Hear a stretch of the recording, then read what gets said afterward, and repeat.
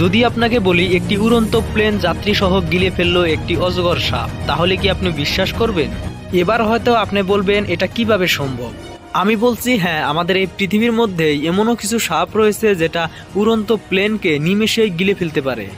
আজকের এই ভিডিওতে আপনাদেরকে এটাই জানাবো কিভাবে একটি উড়ন্ত প্লেনকে যাত্রী সহ গিলে ফেললো একটি অজগর সাপ। তবে চলুন আজকের ভিডিও শুরু করা যাক। আমেরিকার কয়েকজন ধনী ব্যক্তি অ্যামাজন জঙ্গল ঘুরে দেখতে বের হয় একটি প্লেন নিয়ে। ছোট্ট একটি প্লেন নিয়ে বের হয় তারা অ্যামাজন জঙ্গলের উদ্দেশ্যে।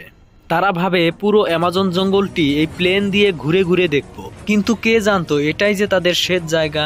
প্লেনটি নিয়ে তারা যখন অ্যামাজন জঙ্গলের উপরে মাঝে চলে যায়, তখনও সবকিছুই ঠিকঠাক ছিল। কেউ ছবি তুলছে জানালা দিয়ে, আবার কেউ মনের সুখে গান গাইছে।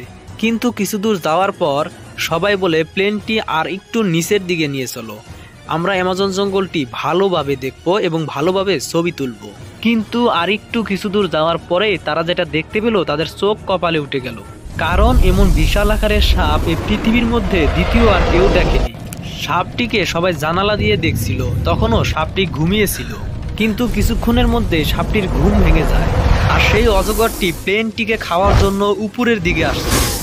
আর প্লেনটির সাথে ধাক্কা লাগতে সবারই চোখ কপালে উঠে যায়।